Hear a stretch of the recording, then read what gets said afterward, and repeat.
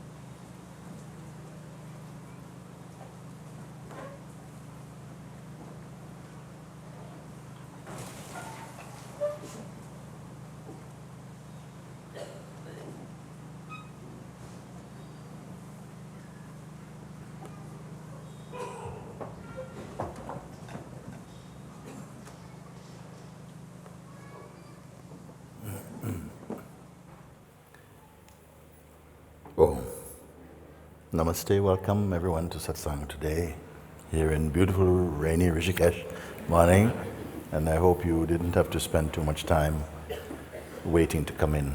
You all look quite dry from my place of looking.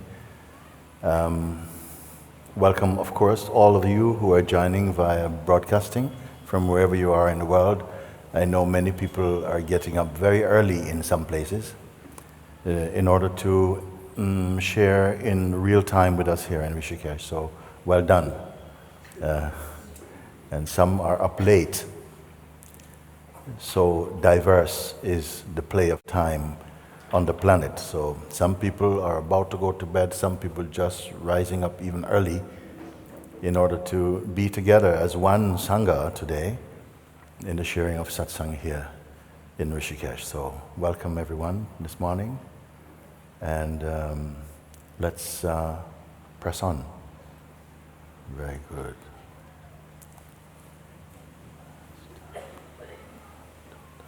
I'll start with you, please.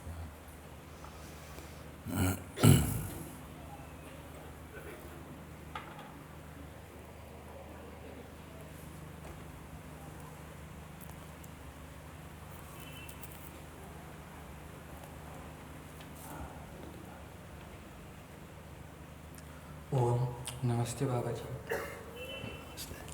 Thank you for coming in my life and thank you for being here. It has been about 10 years I have been searching for truth and in the search for an truly enlightened master. It so happened that I left all the worldly things, and at this point of time, I don't know where I will be having my next meal or where I will be staying. But somehow I feel that a great power is taking care of all of my needs, and I'm enjoying this kind of life. When I heard you on YouTube, I started to get the glimpses of myself, of my true nature, but they are of short periods. They don't remain for long.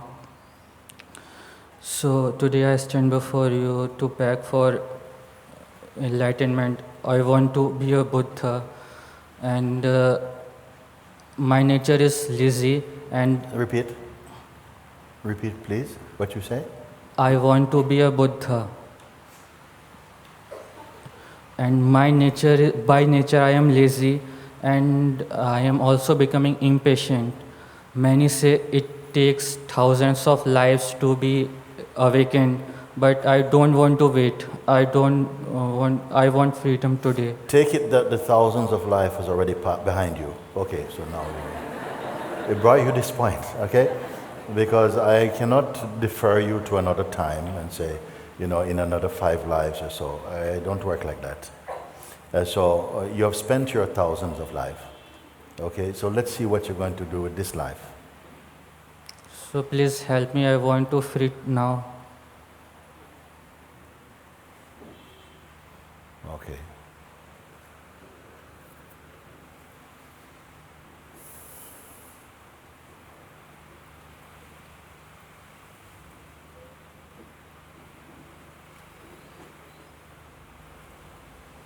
We are in some way starting from scratch with you because we have not met before. I am only going on what you are speaking today, right now. And you said that you have had glimpses of the truth. It's true? You said like this, but you said they did not stay. They did not stay. Why? Because the one who had the glimpse is itself not consistent, actually. It is believed that this is the factual position that you are looking from, and this person that had a glimpse into the infinite self, you may say, you didn't use those words, but I'm assuming that's what you meant, and that somehow it did not stay. And I know it cannot go. You see? So,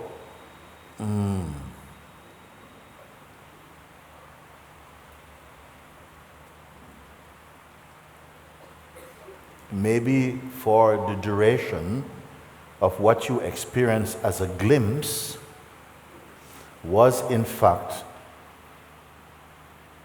for that period of time, yourself as an ego or an autonomous being was not there. And in the absence of you personally was revealed the presence of you universally. Have I moved too fast on this one?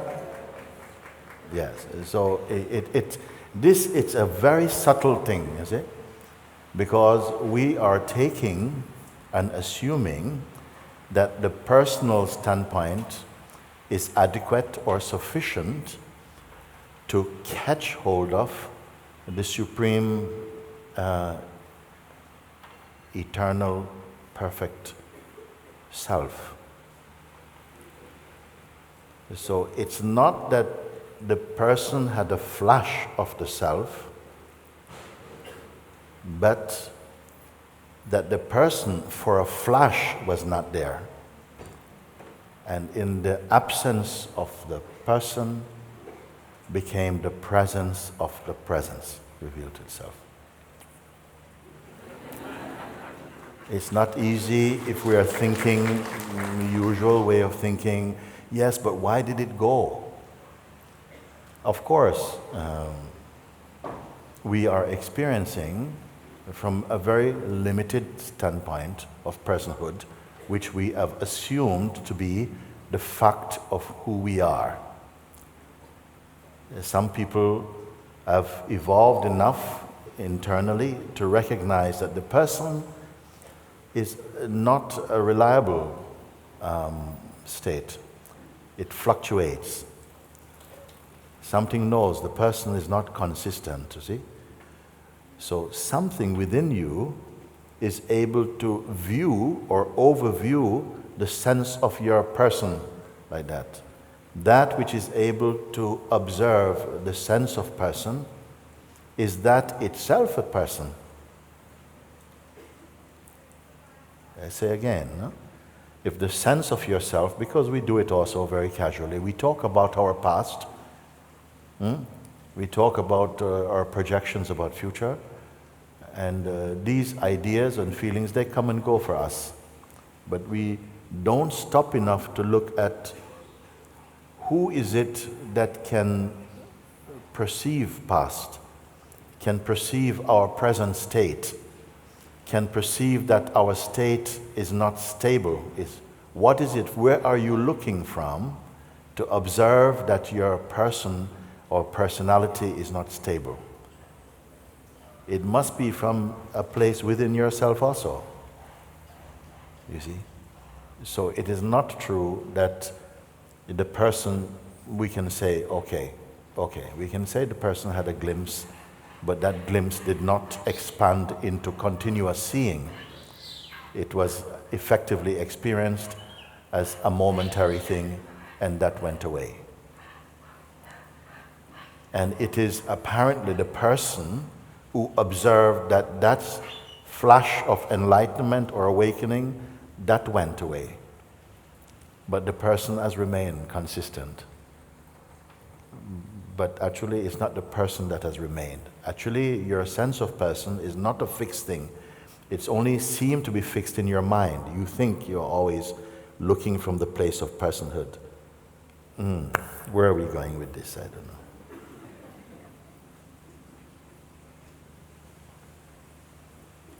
Talk to me a little bit more. Give me something to catch hold of, because I feel you say now today you wish to be free of these comings and goings, the kind of momentary flashes of seeing or grace. You want permanently to be established in that. I have done many practices, done many courses about meditation, and they say it takes many years, many lives, but as when I heard you, Okay, you say... stop. You say practices take time. It is true. Meditation also takes time. Everything takes some time. For all of you, I ask you, what is there in you that takes no time? Don't answer me. Just reflect. What is it that is already so that does not need to be practiced? I'm just saying. Everything else takes practice, and practice imply that the thing you're practicing to reach cannot be where you already are. It is some projection. All paths, all roads are leading somewhere. What is it that's not going anywhere?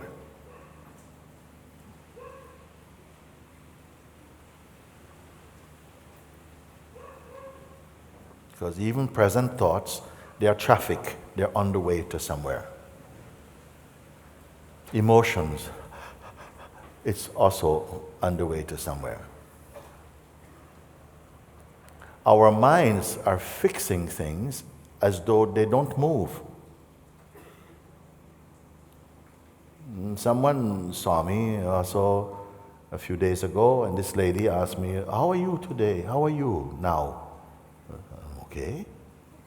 She says, "Because last time you were not so well." I said, "When?" 2 years ago. You know what happened 2 years ago in my life? Mind fixes certain things and then picks that thread up later on as though this is the next instant. So all these are stale ideas that we have collected in our mind, and we are holding on to them as though they are true, that they are real, and that they are of value, you see? So my question to you now,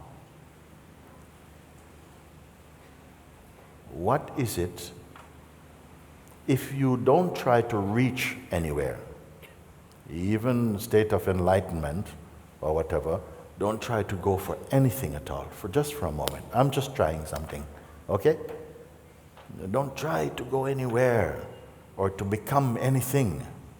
Just for a few moments, just while I'm speaking, just drop all this idea, for a moment.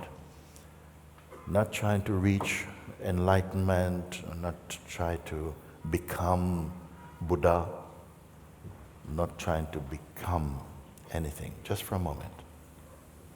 So we can just relax. And don't hold on to any idea. Don't hold on to any shape about who you are, just for a little bit. Be empty of it.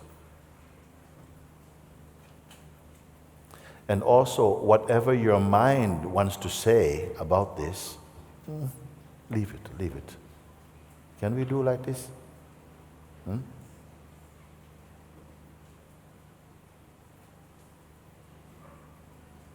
Because perhaps for hundreds of lifetimes you're searching, I don't know, for something. Something has been looking. We tried many things, and they don't last. Nothing lasts.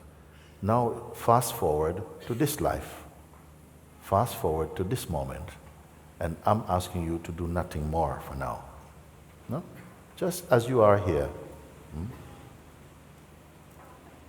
And for a moment, don't be expecting anything, like I'm about to do some miracle on you or something. No, just be empty. Right. So you see, your senses are still functioning. Monkey is trying to get a nice seat somewhere. Okay, so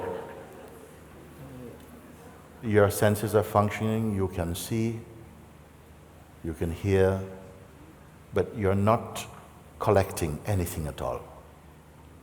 You are not a container of thoughts, memories, intentions. Just be empty of that. If they come in just like clouds are coming in, don't try to shush them away, and don't try to hold them. Let them everything go their own way. But you are just here for now. Okay? So even the idea about enlightenment and becoming a Buddha, I want to finish with this, all your requests, your desires, all these things, just leave them for a moment. Life allows you this space. Leave everything alone. And don't touch next. So whether past or future or now, don't touch anything at all. Just you remain only aware.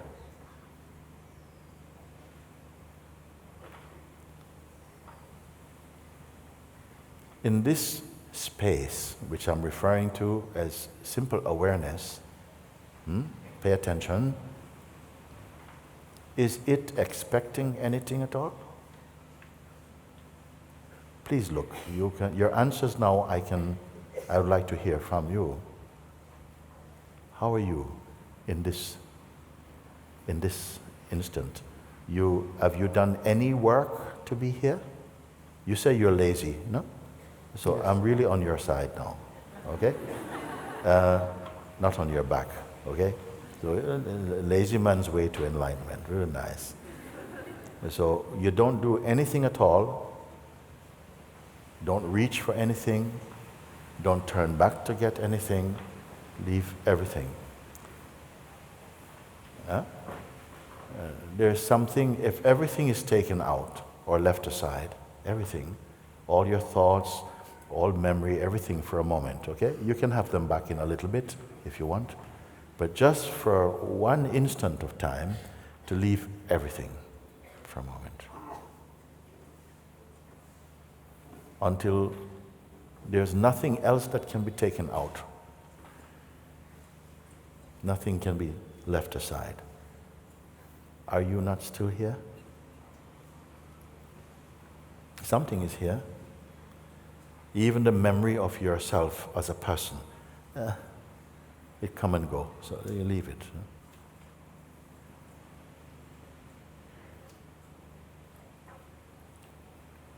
Are you in an unbearable state? No. No. Your mind is waiting to give a lot of information, by the way. Yes. It wants to say something. Yes. But not for the moment. He can wait also. You give a few moments just to be just as you are. Yeah.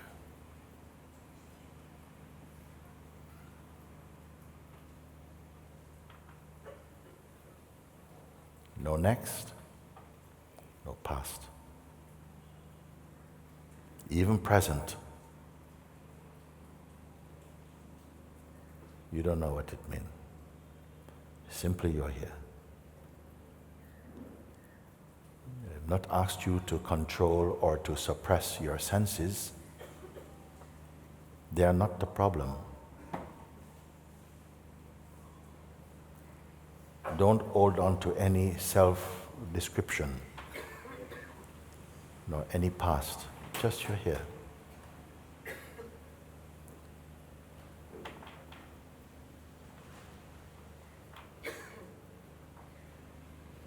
Don't listen to what your mind wants to say for now. In a little bit, he can come in. Just as you are now. Empty.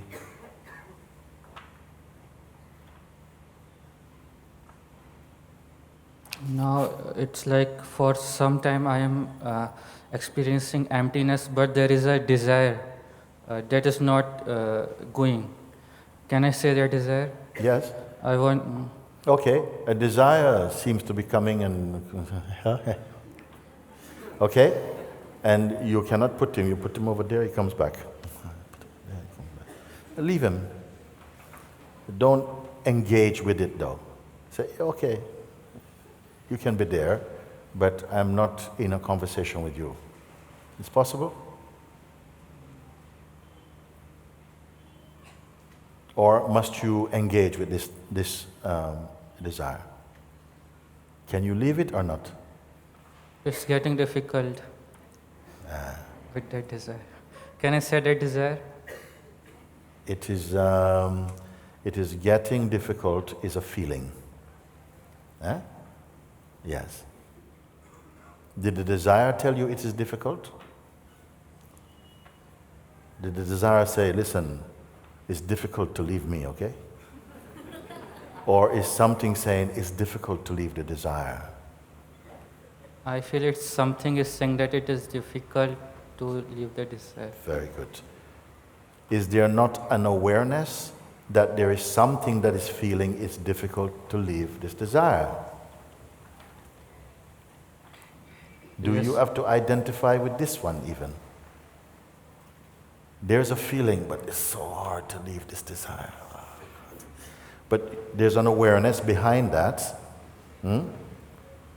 From the place of the awareness, is the awareness attached to the desire?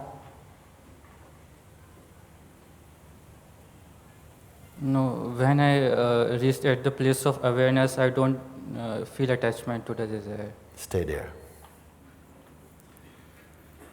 Is it difficult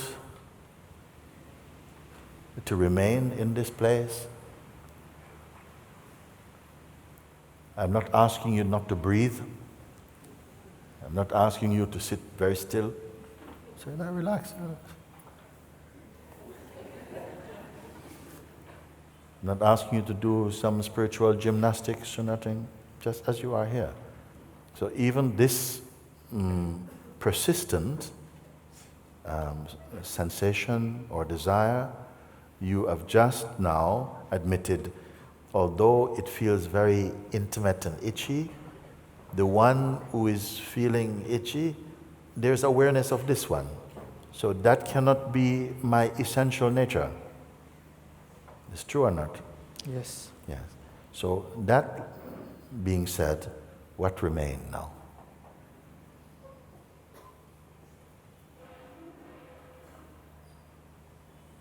That's not doing anything, no effort at all here.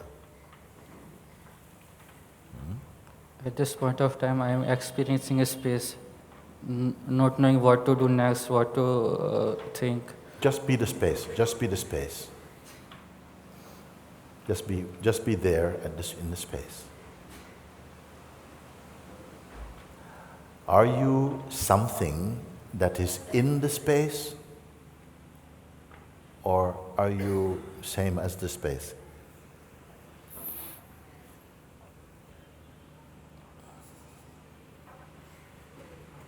Now it is feeling that I am the space.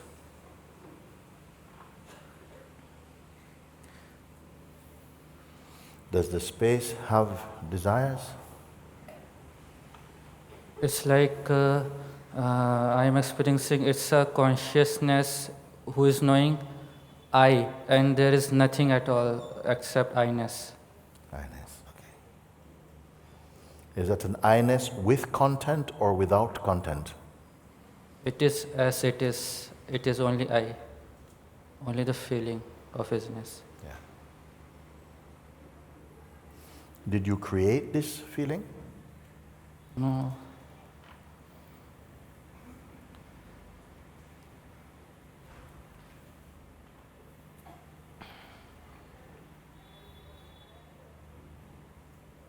Is it a trick? It's like it's always there. Yes. Is it a glimpse? No, it's like an ocean and the waves are the glimpses. The waves are what? Waves are the glimpses. Thoughts are the glimpses.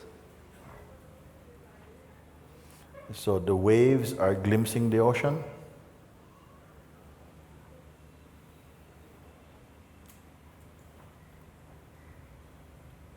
No.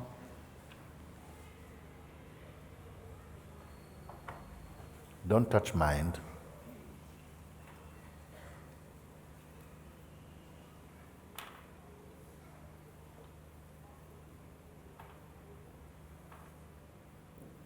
Do you feel restricted?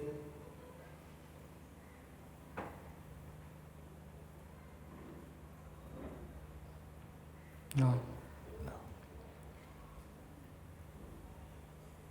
Can you go until you come to the end of this now? In any direction, you can go and tell me when you come to the end of this.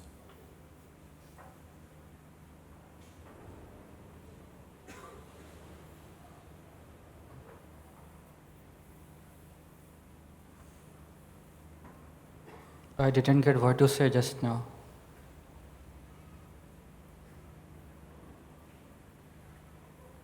You wanted to say something just now?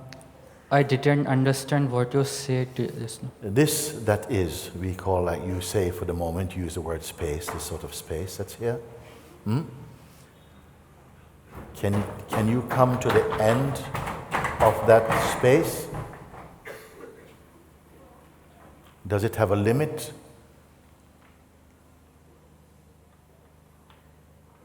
Can anything change that space? Like sudden movement, and the space is gone?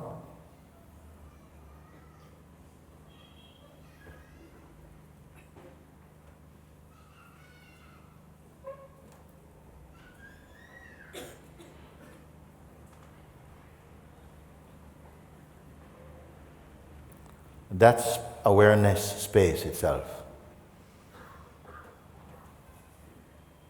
Now there is a doubt arising. Yes? I am feeling that that consciousness is in this body, and Yes. outside there is no awareness. Okay. Go outside then and take a look.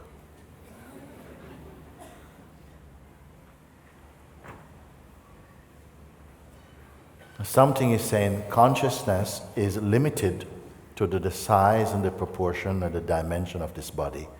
And outside of this, there's no consciousness.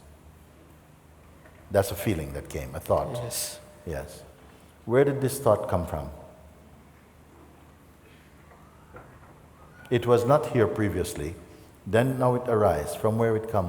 When you asked the question, how far is the space? Then I looked and I felt like this.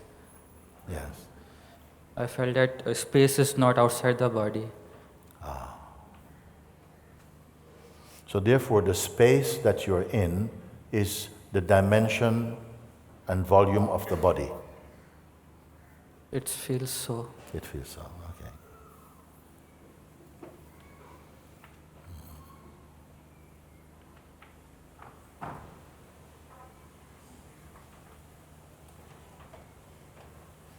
Is that feeling consistent?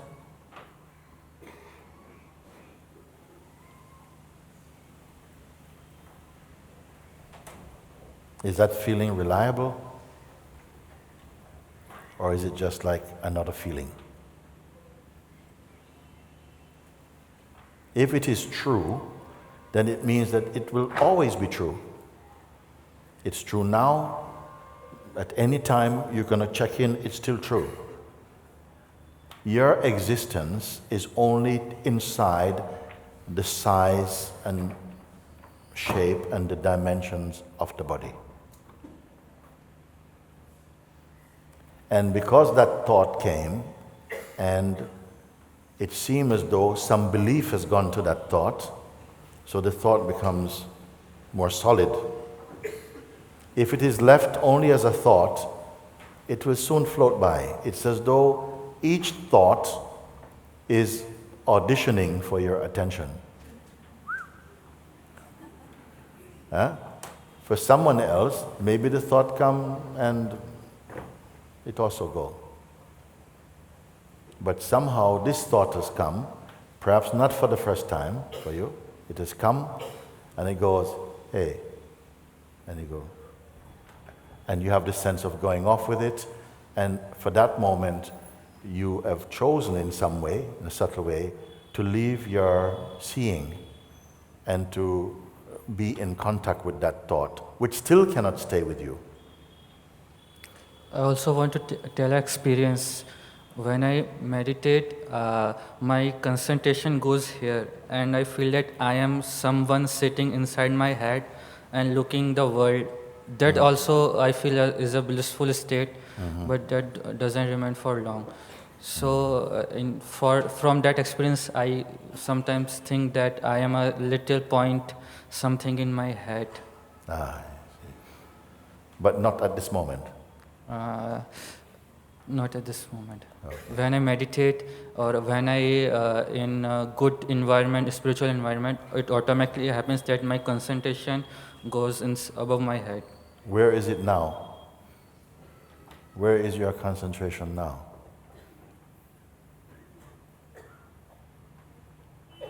I tell you, don't do anything at all. Don't even concentrate for a minute. Just listen, no? Because if something is going to your head, there's an awareness of something going to the head. And then the thought says, I become contracted and I'm right here now. Is that an actuality or is that a truth? That I don't know. No. Well, if it was truth, you would still be up there, no? Because the truth cannot be just part-time. What I call truth must be consistently, reliably, always as it is. It doesn't change mood or color or something else.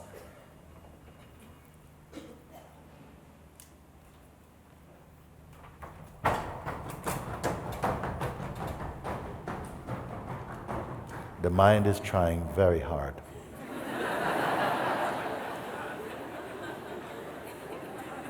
We call it monkey mind.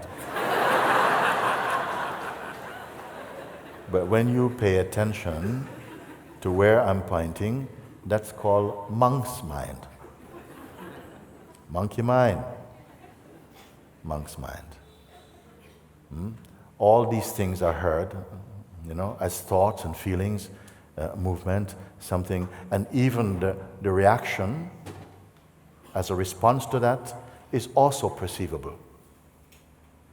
When you know this, when you have verified this, you find that you're still, and you're here, not up there.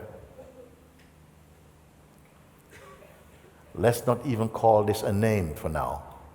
You're still just here. You're talking about here is perceived in here. The talking started, it ran for a while, it stopped. But you have not moved. Have you come to this certitude? It is as though there's a dimension, let's say for now, within you, that is not pulled about by the traffic of thoughts and feelings and all of this. They are all perceived, but they do not alter that which is.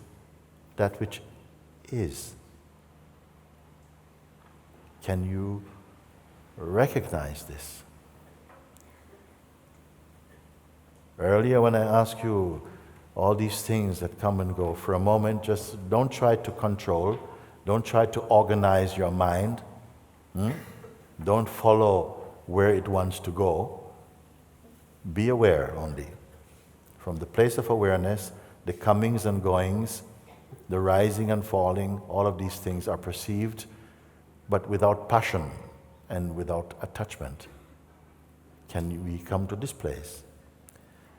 Is this a place that you create or you discover? It's a discovery, and when I reach there, I find that my mind is trying to organize that. It is trying to draw some conclusions and draw some. Does the mind's conclusions affect here?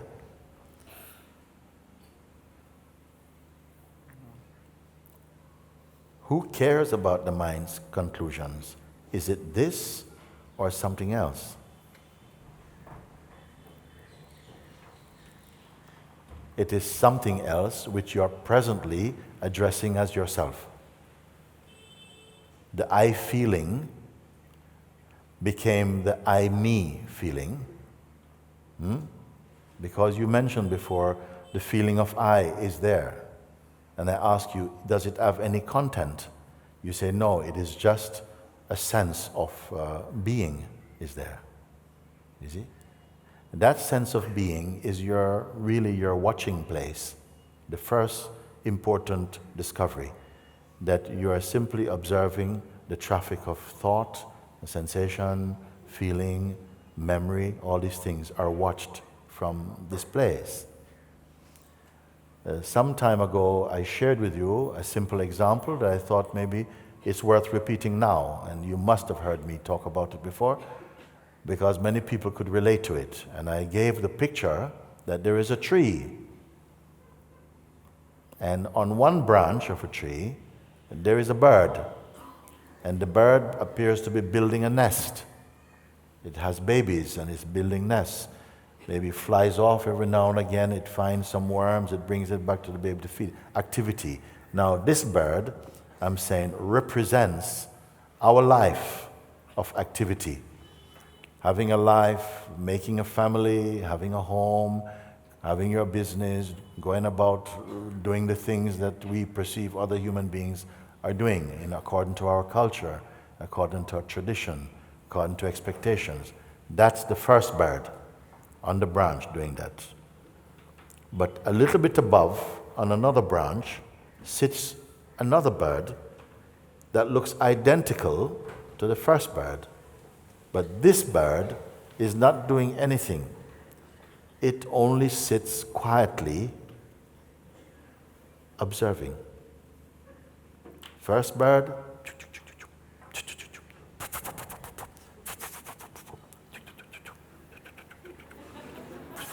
okay? Activity. We can relate to this one. Above, on another branch, sits a bird that looks like it, but this bird is not in that activity. It quietly watches. In its view, it can see the first bird and first bird activity, but also it's aware, a very open, expansive seeing. It's aware of the sky and the sea and the breeze, like this. But it's not doing anything. That bird represents an ability within you to observe with detachment. You follow? Okay? So when I ask you, yes, you are observing all these things, but you're not directly participating in them. Can you relate to this? Yes. That is also a space within you, a capacity within you to observe with detachment. And these two birds now, they are functions in one body. So while we are moved and active so on, there's a natural awareness of the activities. But that awareness is not the activity itself. Does it connect with you? You see, this is so significant, and so significant a discovery for most people when they catch it and say, wow, but of course, it's natural, but it needed to be pointed out. You see? That I can see my activity, the activity of the mind, also planning what to do next and what was done before. This is all first bird activity, watched from second bird position. What is second bird position? The sense of natural presence, from where you are viewing and perceiving all the activities of life, and your own life also sits inside that. Can you relate to this second bird position also? Yes. Yeah. Now I feel that some thoughts are trying to hold my attention, but they are going. So thoughts arising also are coming, but in the position of second bird view, it watches the thoughts arising. Also possible from this second bird position is a movement, one of your great powers, the movement to believe or to engage with the activities that appear in front of you. But as soon as you go with this power to believe in them, it's as though you get pulled into first bird position, very easy. Can we follow this or not? Yes. Okay, so can you follow? Yes. Yeah, okay. So I'm asking now, first bird position, activities of life, traffic and telephone calls, sending emails, sending this, Facebook, all blah, blah, blah, blah, and all of the activities of our lives, no? Second bird position, many people not even aware that they are aware. Meaning that now you're consciously being asked, keep observing, don't try to control the senses, let them just move inside the space that they exist in. You are only the awareness of them. Okay? You are not getting caught up in the bubble of any scenario. You're quietly looking. It's clear enough? Yes. Okay. Many people, when they discover what I'm calling the second bird position, already a sense of spaciousness or expansiveness comes into their awareness field. Is this happening?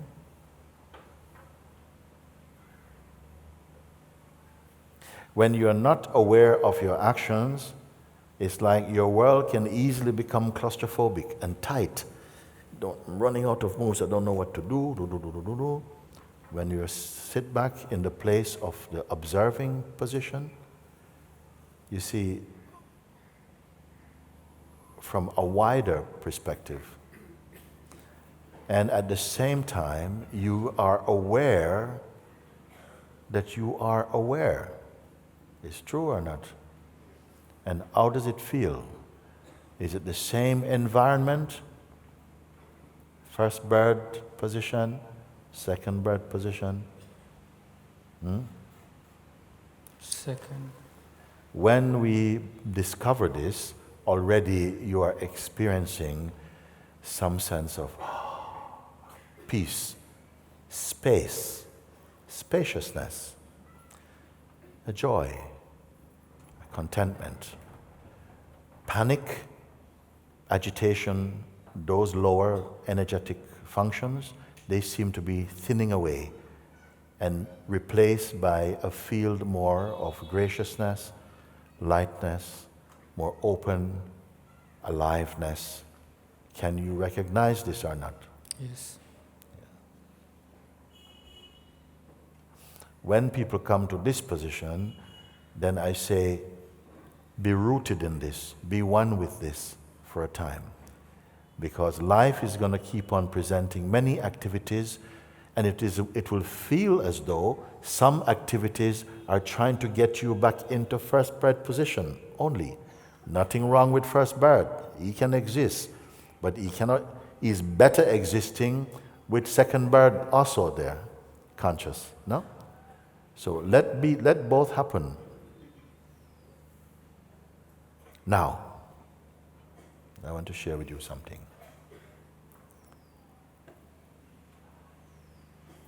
First bird is involved in lot of activity, function, very, very emotionally, psychologically, physically involved in the activities of its life, so to speak, no? Second bird position is more aware that these things are happening, like this, but it's not emotionally involved. It can see with more spaciousness, no? Things are not so consequential.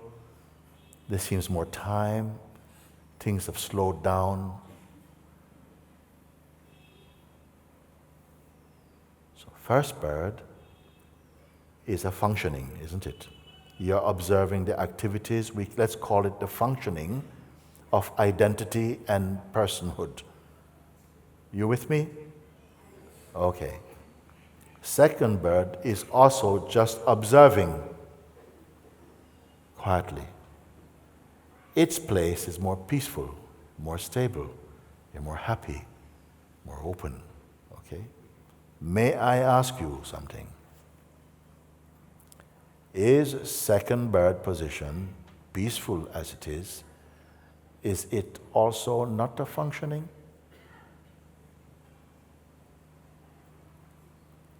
I don't ask this question very often. Can we say that even second bird position is also a functioning? Maybe a functioning of witnessing also?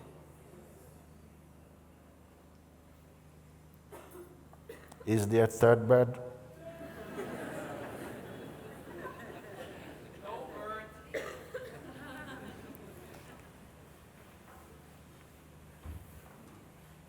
Are you still with me when I'm speaking like this? Yes. Is there not a space within which also second bird is also witnessed? Now I'm starting to feel that witnessing is also an activity, Yes. and there is a space in which witnessing is also done. So therefore, even the function of witnessing is itself witnessed. Where the functioning of perception is also perceived.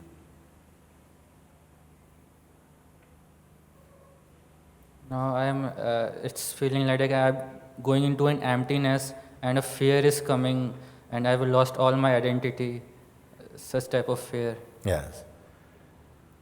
You lose your identity. So there is some resistance that is saying, don't go there. There is, if I will lose all my thoughts, all my concept, what will remain? I will die. It's something like that. You will die like I am dead?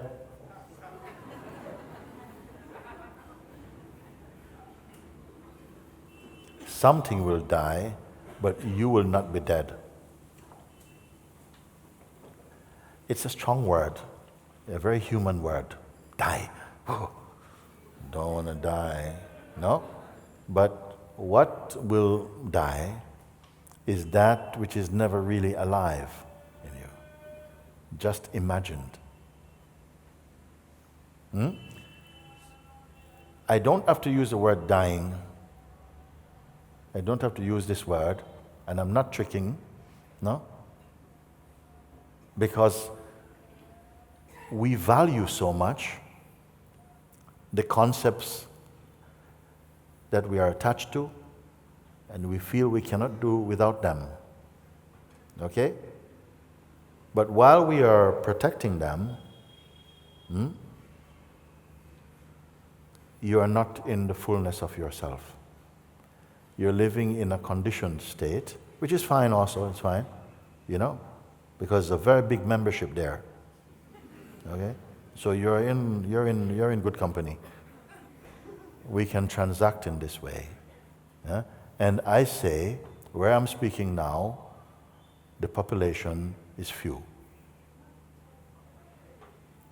The reality is, that is the truth of what we are. But the mind, which is conditioned into believing, in not you, because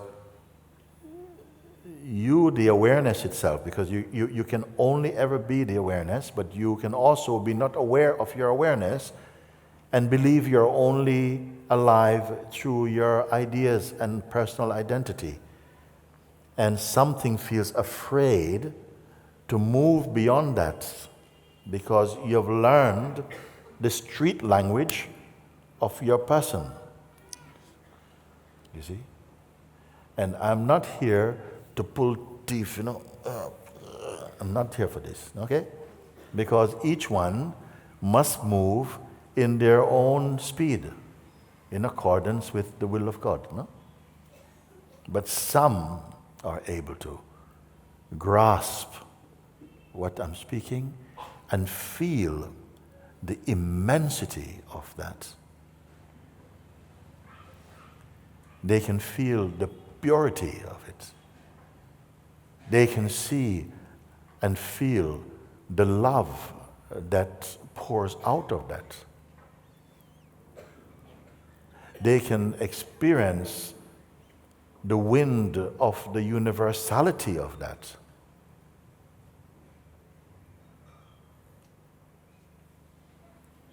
I'm not going to tell you, try harder, no? Either you can see, or you're not, in fact you are seeing, but at the moment you're seeing also your resistances, the resistances which is coming from your person. You see? And the person feels threatened by the opportunity that's being presented to them to go beyond the limited field of personhood into your natural original state in the immensity of being. But in accordance with your destiny for the moment. We say with words, I am up for it. I'm here to go all the way, Mooji. I'm here all the way. Okay, come. Sit. Let's talk. And as we begin to look, then we begin to see as the laser light of consciousness begins to scan internally, and now it is exposing the seeds of personhood that is keeping you attached to the things of the world. Things of the world is not bad. They are just things of the world. But our attachment to them limits your capacity to rest in the fullness of yourself. Now, don't get me wrong. I'm not saying that to be free, you must live as some single monk living in some mountain, sitting on a stone. I don't have this picture. You must come to what we call, we sometimes use the word sahaja samadhi, no? Which means to be awake in your natural state. Meaning the senses are functioning, You can interact with the life and beings without being pulled into the noise of personhood. You see? There's no hierarchy. It's not that you feel, I'm above or not special, but you are seeing and being from the place you are. But naturally, to come to this point, you will be tested. Why tested?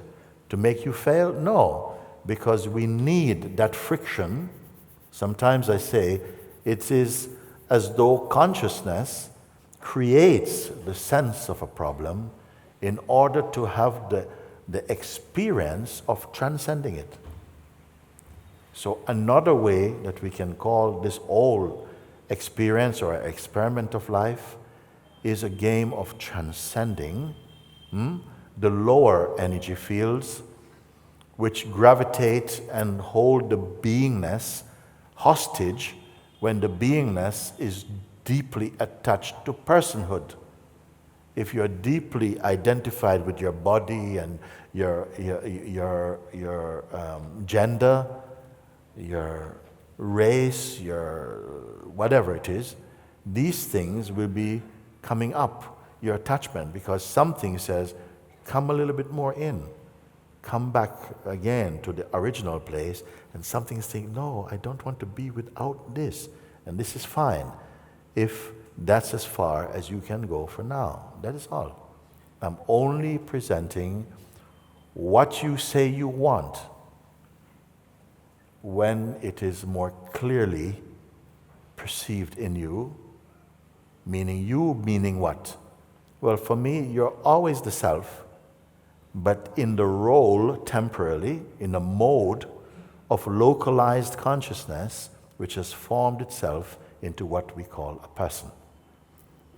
You are still the self. The self is totally here, but there's the mask of personal identity, and it is as though the self has gone to sleep or is living in a state of hypnosis for a time, whereby it believes itself to be the mask of personhood. And so, because of this, it is living a life of a limited perspective of personhood, when the reality is that you are one with the Supreme. Not equal to, I don't want to use the word equal, it's a different thing. One means in harmony with. Equal is more ego idea. You're not equal to God. Very arrogant. But one with means belonging to, one with, harmony with that which is. So what you are reporting is that as I approach somehow, let's use the word approaching,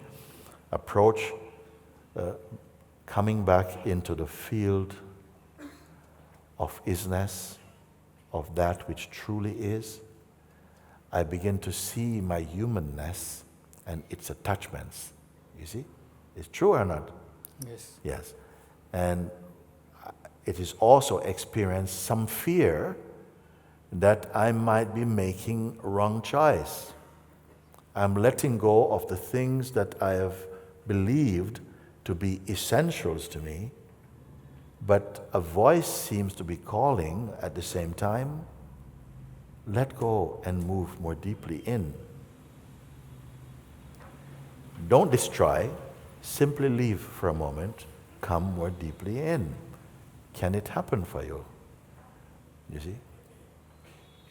This is second day of Satsang in Rishikesh. We are having this conversation. Maybe mind tells you, look, you got three and almost nearly 4 weeks, man. Relax. Okay? It's nothing new. We know this voice is the same guy operating in all our minds. No? That's fine. I am not here to struggle with you. But I am endeavoring to respond to your request. And your request, I don't know if it still remains true from when you said, I am here to wake up. Yes.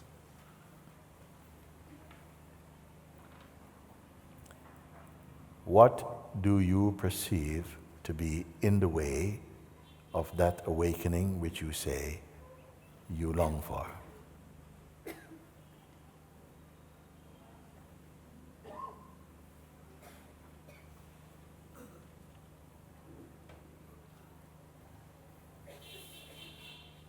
Speak up. Now it's feeling that there are no words, but some between mind thoughts are coming, but I am feeling that there is I cannot say, there is something. It's time to say. It's time to say. It's time to identify. Is there a genuine obstacle? Given what I have just shared with you, no? Is there genuinely an obstacle? Is it real or imagined? Imagined. Imagined. And now it's your turn now, you see, to then say, I need to sit with this a bit. I need to sit with this a bit and to look at it. No?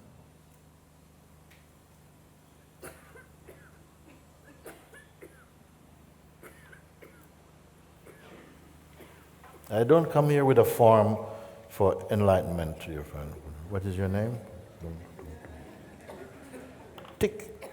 I'm not here for that. You ask something, I'm only endeavoring to respond to it. Now I see what happens with you with it. Because even when that light is clearly seen, it will still take some time. Your mind will still keep coming. It may see you have not really crossed over. You're just more convinced. But you still have attachments there a little bit. They may suffer a bit of a beating or something, but they are still there and they will still come. But now you're in a greater position to look and say, I have a choice about this, I can leave that now.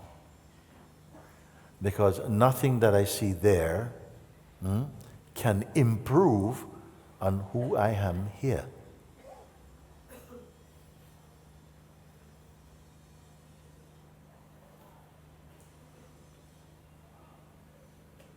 I'm not selling enlightenment coupons.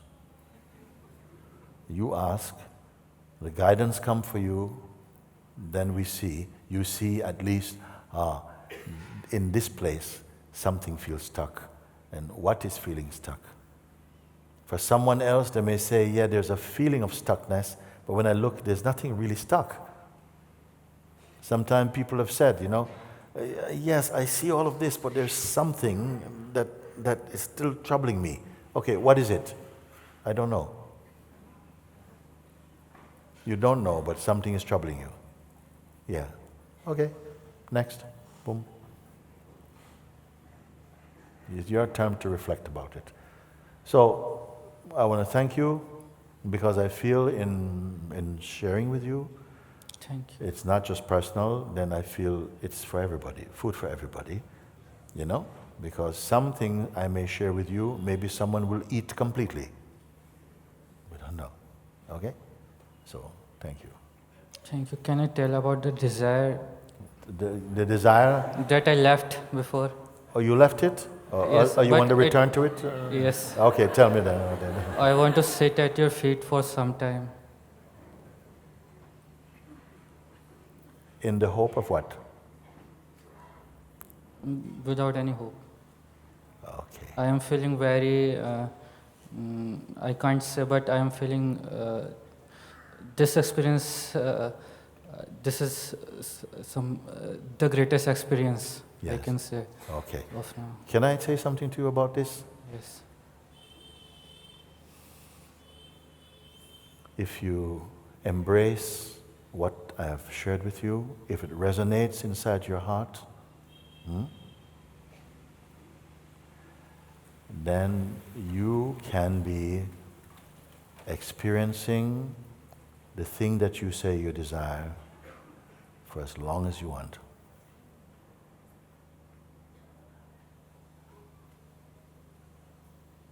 you want it physically, I say, okay, we can do a little bit like that. But if you've understood inside, then you'll feel, you know what, you're always with me.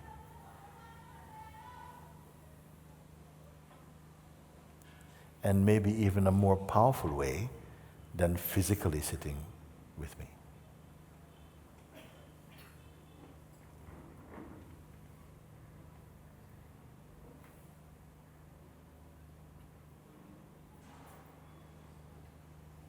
There are some beings, I have often spoke of him, no? One friend who comes once each year over the last maybe 10, 12 years. He flies all the way from Japan. He's a busy man, he's working with government, but he has very little holiday. He also has family. When he has his holiday, he flies to see me in India. He recently came to Portugal. And just a few days, 3 days, sometimes 2 days. And in those 2 days, before even not speaking English, me, no Japanese.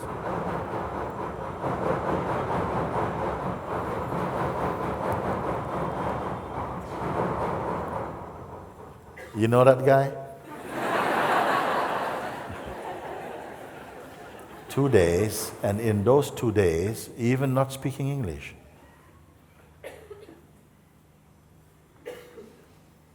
Actually, it was for him, he was the motivation for having another friend of mine to translate and to speak the invitation to him. It was the first time, and we sent it to him. And he could listen in his own understanding. But for all these years he's come. And each time I see him, there is less of him. Less of him. And more of him. It's a paradox. Less of him, the old idea, and more of what he truly is. So I know it is not, and there are people maybe living close with me physically that don't show that degree of merging. So it is only a question of your own earnestness, your love, your genuineness. It will be enough also to fulfill all that you have shared with me. And it need not take so long. No? Because when you have understood experientially, not just intellectual conviction, but with experience, you have crossed over from death into life. You are in the kingdom of God. Still, you will have to be sieving out the little things as they come. But you'll be much more effective at straining out that which is untrue. And you will enjoy it also. It will not be like a task. You will enjoy it. Every moment of transcendence will feel an enormous victory, a beautiful thing.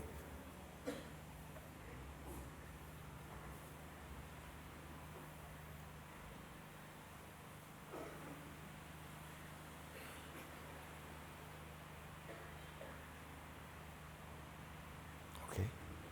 Thank you very much. Thank you.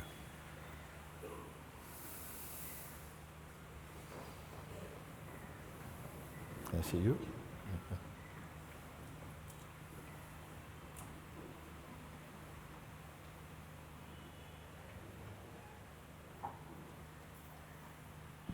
Thank you, Guruji. Thank you. you're pointing, no matter how much, just intellectually, it has, even though it has helped me a lot, whatever level of understanding I've got from your teachings, like after Portugal, it was like I landed in a war zone, and like about transcending, I want to, I've got a lot of injuries, like I'm not able to transcend. So I wanted to know where I've done wrong, where I'm doing wrong actually. If there is such a thing, where you'll be going wrong is holding on to the idea of the one who is going wrong. No, I don't want to give you cliches about this like that. Maybe we're too strongly identifying with actions, because some actions, or almost all actions that come, in your wisdom, you can transform them into great seeds of wisdom and insight. We're too quick sometimes to misread the situations, circumstances, events which are opportunities for deeper seeing, for excelling, for expanding in consciousness, because we are looking at them from a personal standpoint. Too much. And then it looks like, why is this thing happening to me, and what have I done wrong? And then you keep on going into the same sad story. It is said that the wise person builds a house out of the stones that his enemies throw at him, and lives in the house happily. Things will come and they can shake you. Yesterday, one of our sisters from here, we heard that she was attacked by monkeys. Yeah? And she's in hospital, no? With some scratches. Her husband came and he told me about it. And I said, I think it's okay. It could turn out to be good. No? And I want to tell you a story, Can I tell you a story? Yes. But it's one, and you all love stories, I know. It's a story I've told many times in the past. I am not these days speaking so many about stories, but I'll tell you this one because it's a good one and explains beautifully what you are experiencing. He said once there was a king who he inherited the kingdom from his father just by the fact that he was the only son. But he was not a very wise king. But he had a very wise counselor. I know many of you have heard the story, but it feels very appropriate now. So, the king and the counselor, they were like this, they move everywhere because the counselor always give good advice to the king, So everywhere the king went, the counselor came with him, except to go bathroom.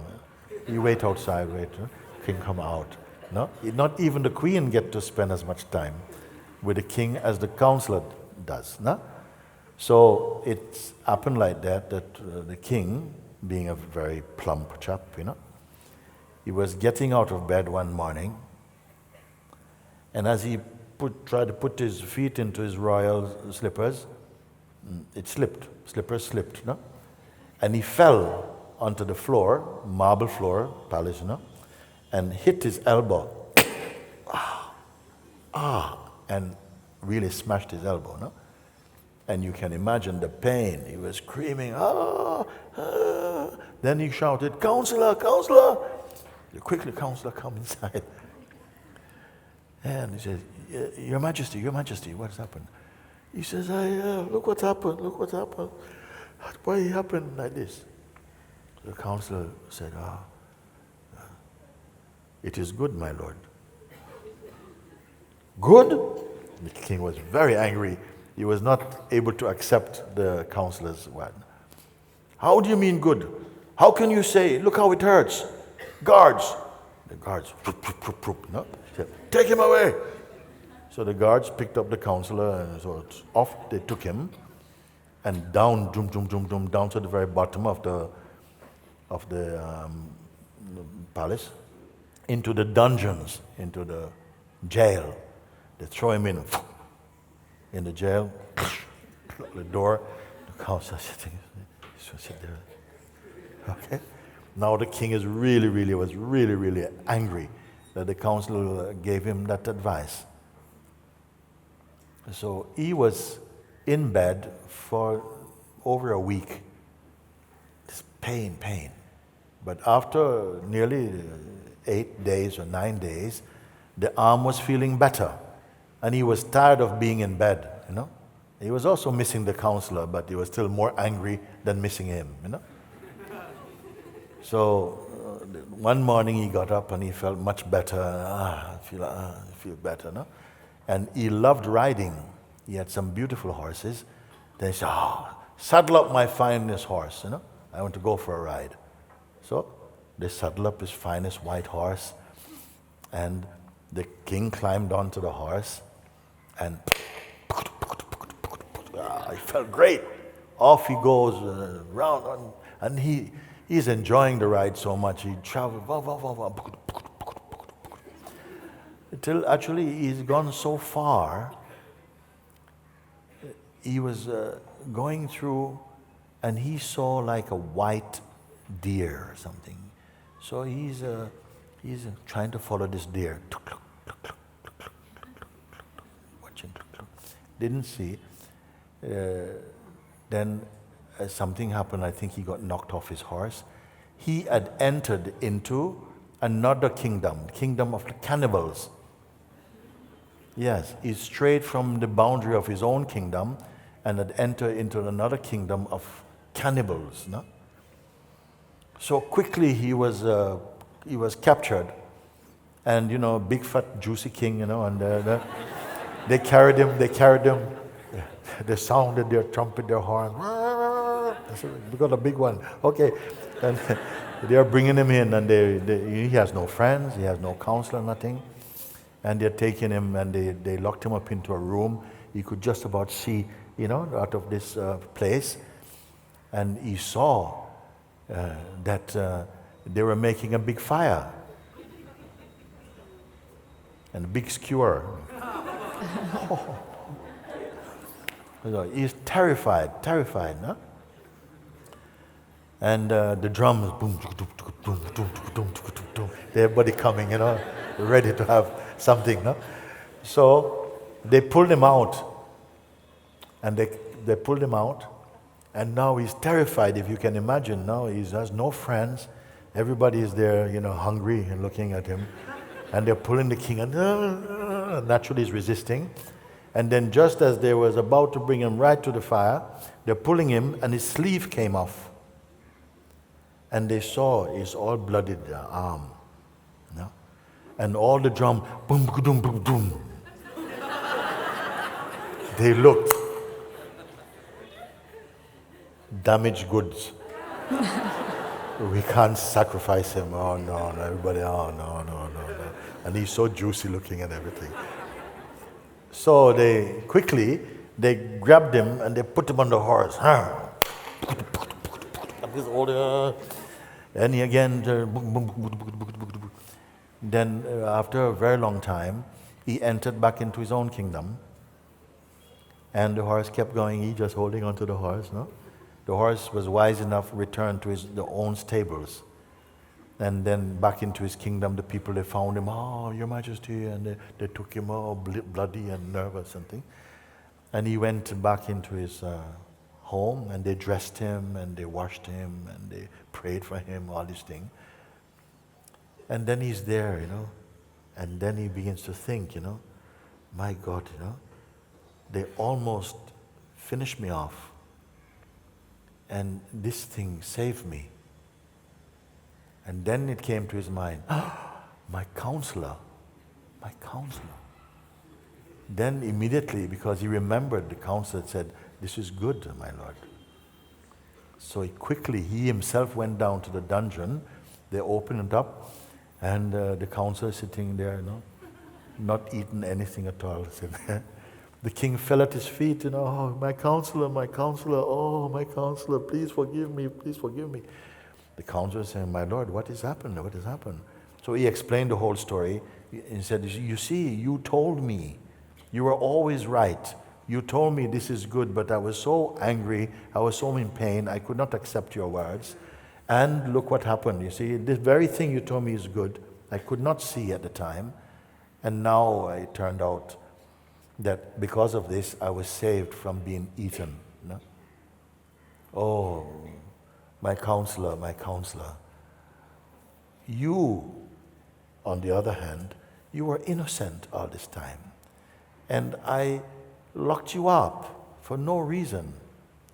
How was it good for you? He said, well, my lord, I am always with you, So on that day when you went out riding, I'll probably be riding with you. And then when they saw that they couldn't sacrifice you,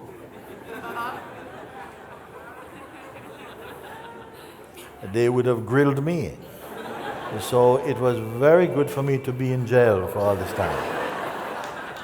So obviously the point of the story is that sometimes things happen and the mind immediately interprets it in a certain way. Oh, this thing happened to me, why?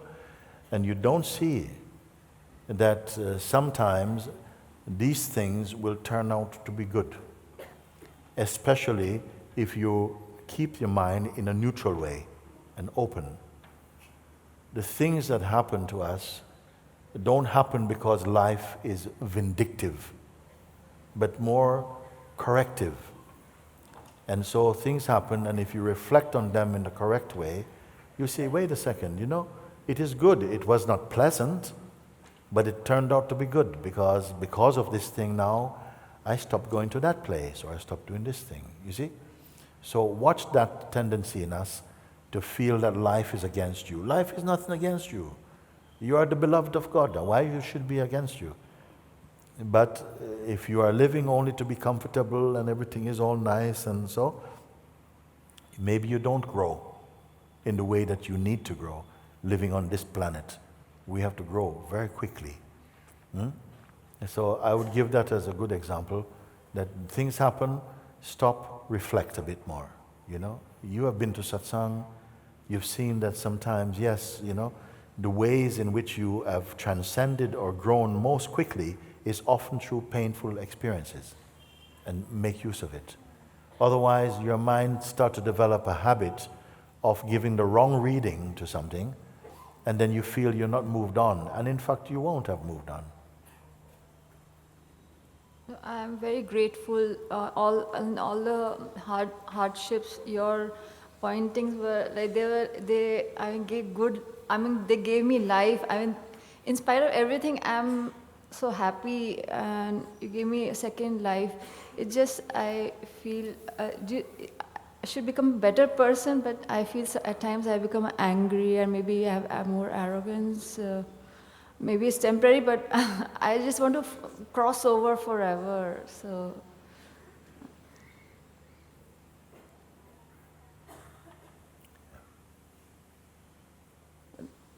Thank you. Don't give too much importance for day-to-day things. Do what you have to do. Do what needs to be done. What is appropriate. Also, the energy will guide you. Your consciousness will guide your actions.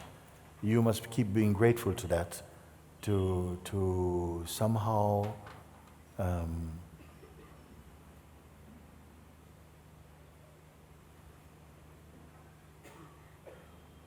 follow the invitation, follow the pointers I've made, and to lead you out of any personal states, so that you observe more and you don't have the feeling of just being pulled about by these tendencies, Gradually, their influences weaken and they fall away. And you watch that also, So mistakes you cannot help. They will happen. But if you learn from them, they're not called mistakes anymore. They're opportunities, you use them like that. No? Because there's no reason why you should be continuing to speak like this. No?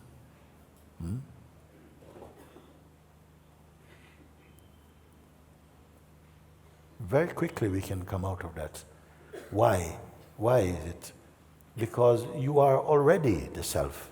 You are not going to make the self. You are already this. But we are under the influence strongly of conditioning and habit and so on.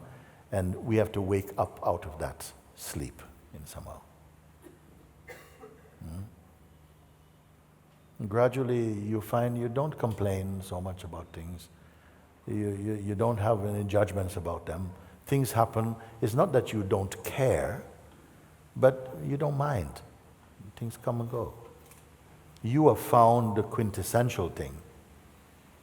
You have discovered the self. And that it itself is unchanging. It is the very womb of existence.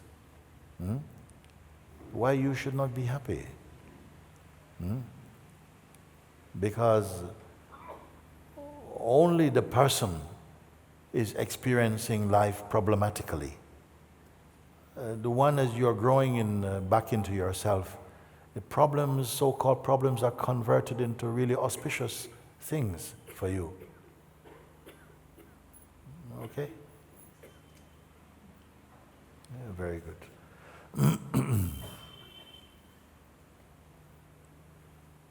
No, let me hear what you. Okay.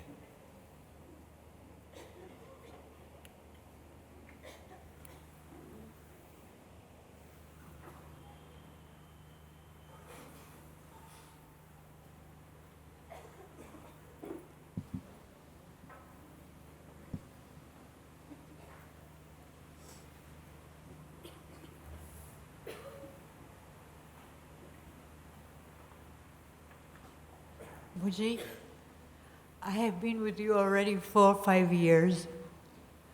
I don't know if you remember. I remind you. My name is Alice, and I'm from Israel. I remember you, Alice. Well, now I'm done. I'm done, and I have come to India just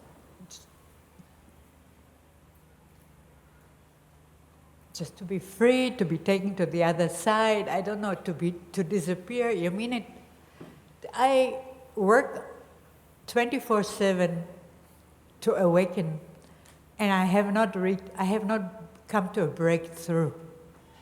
Now, one of the reasons is that I had been collecting negative forces. Not me. They are sitting there, and they are very violent. And it's only you who can get me out of this possessed person. Even though I'm very open, everything is. I'm ready. I'm ready to jump and disappear. It's just these forces. They keep me believing I'm a body, and I'm not. And I struggle. So I am here just for you, and to merge with you, just for you. Just for you. Please.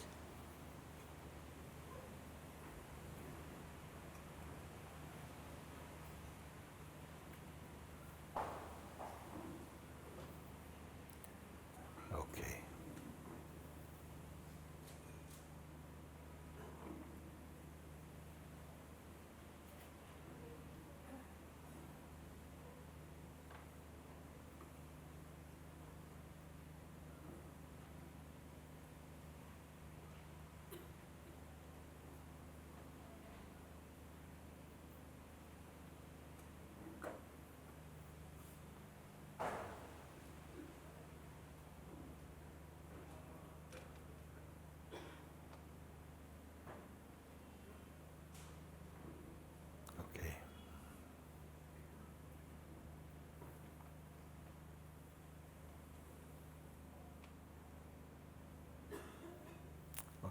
At this moment, I don't feel to say something. I don't feel something, but I am very much with you. Pardon me? I don't feel to say something. I'm not feeling to say something, but I'm very much with you. Okay? I know.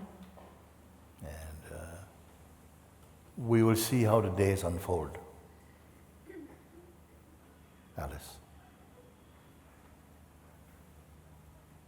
I don't want to go back nowhere. I have nowhere to go. I just want to end here in India with you. The story of Alice. In Wonderland? Yes.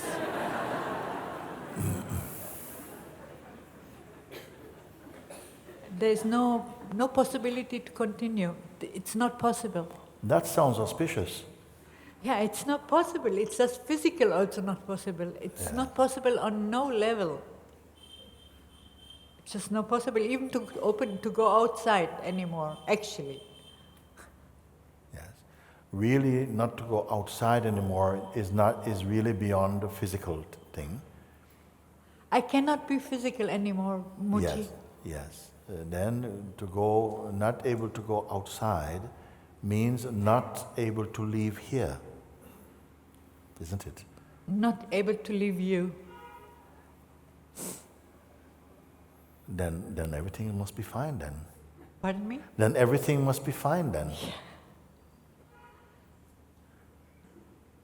I want to disappear together with everything that tries to hold me back, which I have no control over. No, don't even try to disappear. No. Just be here. You see? Otherwise, mind's going to go, try it. Abracadabra, poof, nothing. You're not going to do it. Because you put a task to disappear. I understand the words and so on, but you say that you are here. I'm wondering if when you say you are here, if it means the same when I say I'm here.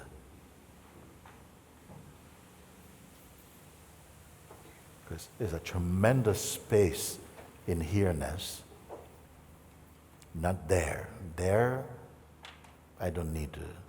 Here is obvious place for me. Because using your words, you say there's no other place left for me to go. I can't go outside. I am applying to your words their highest meaning within my capacity. Words have no meaning, Mooji, for me. Then you better shut up then. Yeah. It is true. If the words have no meaning, then this is good. No meaning. Suppose the words have no meaning then stop using them then. And words and thoughts, same thing. Okay? And so then whatever thoughts don't mean nothing, then you don't waste your energy then. Then what will happen if you waste energy with thoughts come, words come? Is that in a bad state? I don't think so. I don't think so. There's another one who can say, even though these lips move and sound comes out of them or whatever, something here feels I am not speaking at all, anything at all, without trying to be mystical. Are you able to understand that?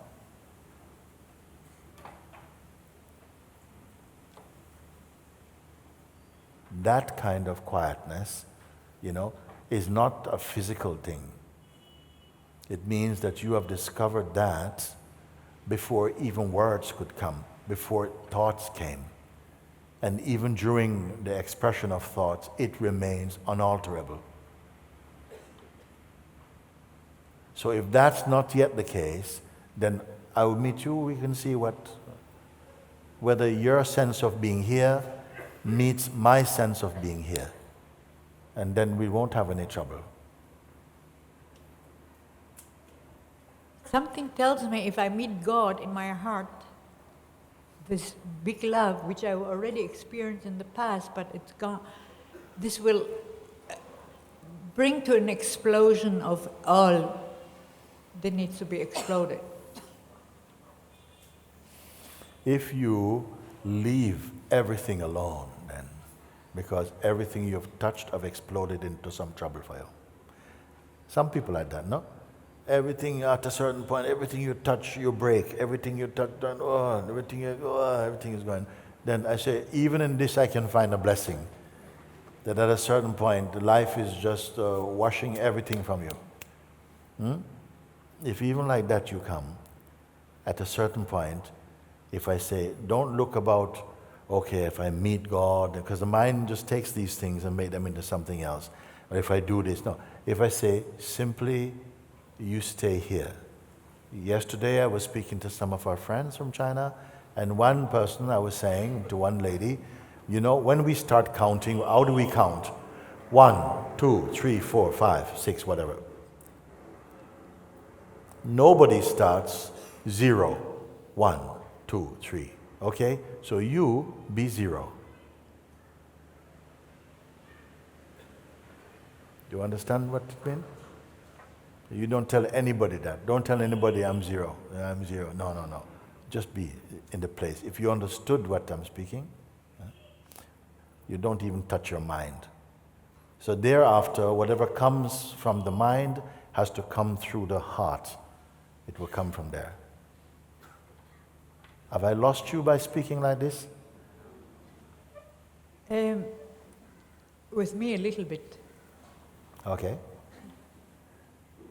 Because I just think if I go back to my room and I meditate, these energies are very sitting here. They are physical. They are physical. And then I'm identified because I go deep into the ocean, but it's tiring. These things come every day for you? Yes, all the time. All the time? Yeah. Okay.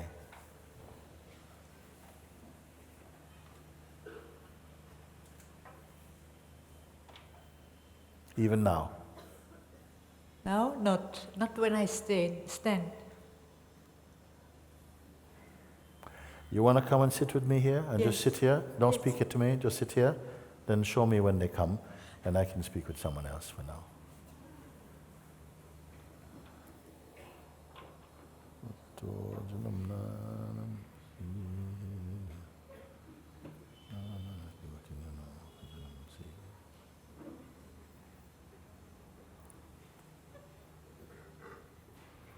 Come right here.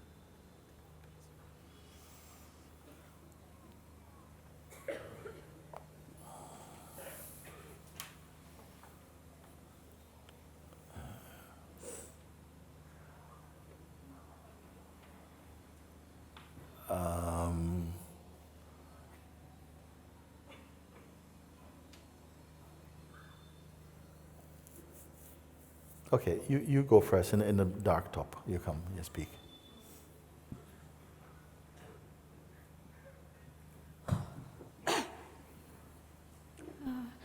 Namaste and Tashidile. Myself, I am Tibetan, and I have a very thing to say that I was also seeking for enlightenment and having knowing God more, searching God more. Then suddenly I came through all this satsang first time through my life partner whom I married recently in Nepal, Kathmandu. His name is Eugene Sherwood. Yesterday he has given you a book also. And actually, I wanted to know about enlightenment and everything. And I always try to cultivate myself in my day-to-day life. Though I had a very tough time with my family members, and though if I had a tough time in my life also, and then I used to talk to God more often. Like I had always a conversation with God, always talking. Like I used to fight with God also sometimes. Why I am so good and my life is so terrible. And then I used to say I will not believe in God anymore. And then later when my anger cools down, I will again speak to myself and say, no, I can't leave God. Because even though I get angry at times and scold God and say something like that, again I say, no, I will not leave God. So my weak point is always God. But I don't know how to find myself to go further to God.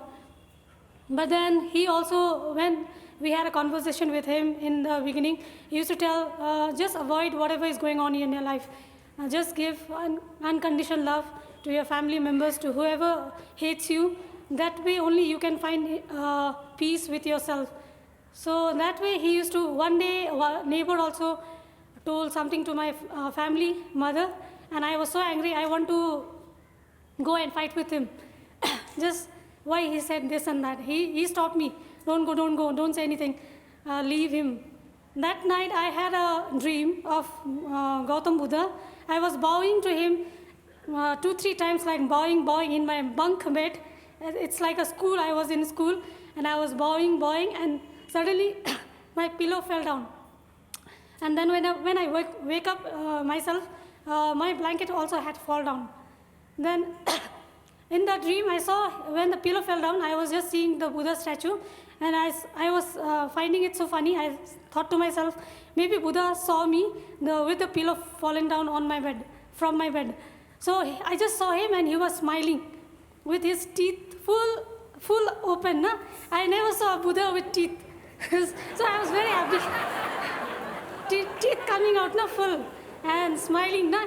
I was so happy. Buddha is showing his teeth. Na? So I just told my friend, I saw a dream today, Buddha is smiling, full teeth, shining teeth, white teeth. Na? And I was so happy. Then he's saying, nice, you did a good thing. Last day you didn't scold that man, and Buddha is smiling at you today in your dream. So I was very happy. This way I try to, when I talk to him also about holy things and all, I just say enlightenment means inside you. I don't have to seek outside of me. It is inside of me. Even Dalai Lama, when we go to do Kal Chakra and all, we are running towards Dalai Lama, na, to take his blessing. Everybody pushing, wants to take the thread. Give me more, or take the prasad, more. There is no love in the Tibetan sometimes. They just want Dalai Lama's blessing, na, running, pushing and going. But they don't. Then I think, why they are so angry and taking, myself I'll go and take, give me thread some, give me, I'll take like that. I don't want to push anyone and go, whatever I got, okay, I'm fine. Then I think sometimes Dalai Lama is also trying to tell compassion, but people are not understanding compassion. Na? And I think we all pushing and going to Dalai Lama to meet is, I also run. Now I think I should not run to Dalai Lama. Yesterday I was thinking I will come and see you. I was in that side. Then suddenly from the Ganga, while I was with my husband, I just saw you. And I just bowed to you. I was thinking, wow, I didn't get chance yesterday in there, and I suddenly get chance. So it's my fortune that also. So I thought, lucky in that way also. So I am thinking now, we should not push and go to any sadhu, sant, running. No, it is inside us. No? Everything is inside us. When we also think nicely, everything is inside us. So I was thinking, your vibration, when I saw from there, so touched, I was crying so much. Then I thought, one Mooji's vibration, Moojibaba's vibration is coming so much. I thought, if all the whole people become enlightened, so just imagine the vibration, how much will be there in the world.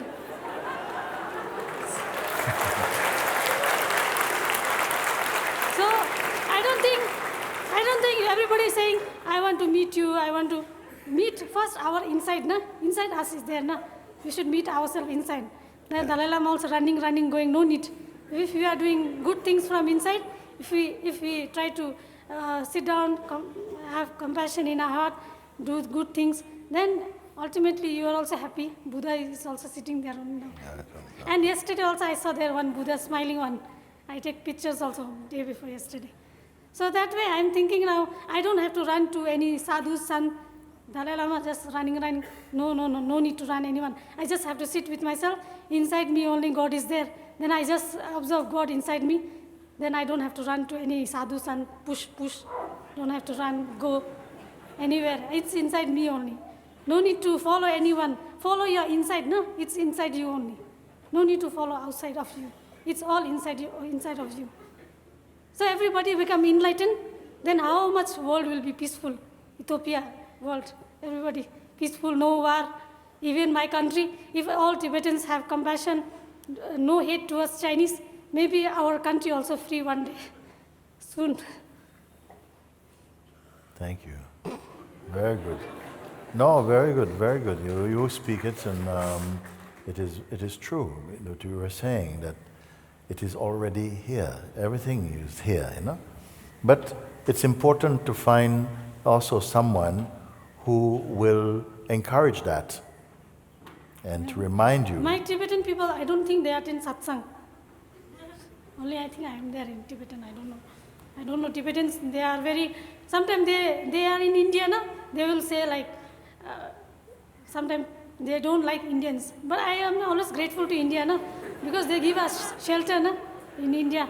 But sometimes Tibetans are like saying, Indians are very cunning, Indians are this, Indians are that. But India only giving us shelter, no? Dalai Lama giving shelter, we giving shelter.